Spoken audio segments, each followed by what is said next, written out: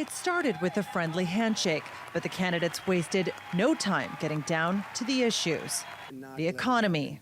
Under my plan, I'll be reducing taxes tremendously, from 35% to 15% for companies, small and big businesses.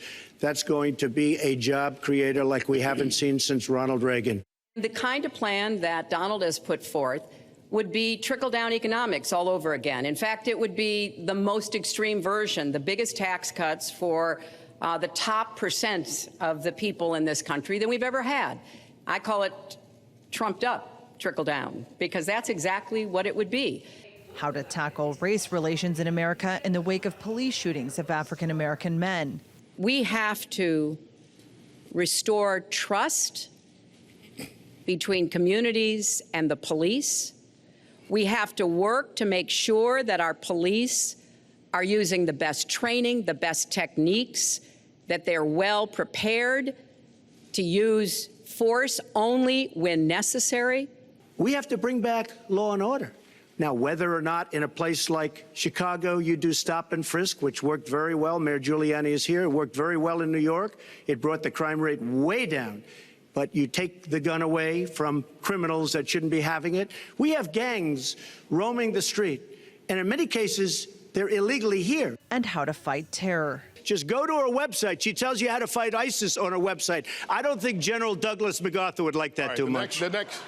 The next segment, we're continuing the subject of... Well, at least I have a plan to fight ISIS. No, you're telling the enemy everything you want to do. No, we're not. See, you're telling the enemy everything you want to do. No wonder you've been fighting. No wonder you've been fighting ISIS your entire adult life.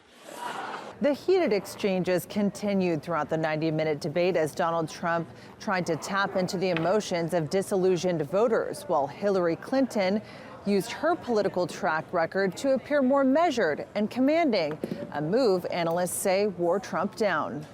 She doesn't have the look. She doesn't have the stamina. To be president of this country, you need tremendous stamina.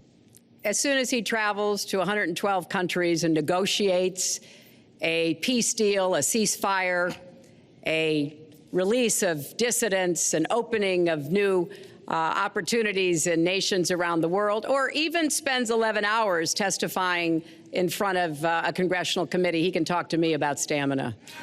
The world, let me tell you. And what has been a contentious battle for the White House, both candidates were asked if they will support the election outcome. To that, they agreed.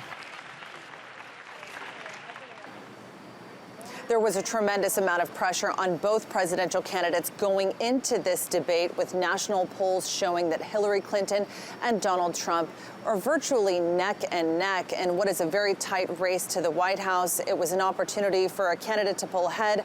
It's unclear yet how that will resonate with undecided voters. But if preparation pays, some analysts would say that Hillary Clinton came out on top. She appeared very cool, calm, and collected, and appearing to get under Donald Trump's skin at times, attacking him for not releasing his tax returns, attacking his businesses, and also saying that he didn't have the temperament or the experience to be commander-in-chief. Donald Trump, of course, returned those attacks, saying that her tenure as Secretary of State and her experience as a New York senator didn't really amount to much. But we certainly saw in the first of 3 presidential debates that the candidates are just getting warmed up. The next presidential debate is slated for October.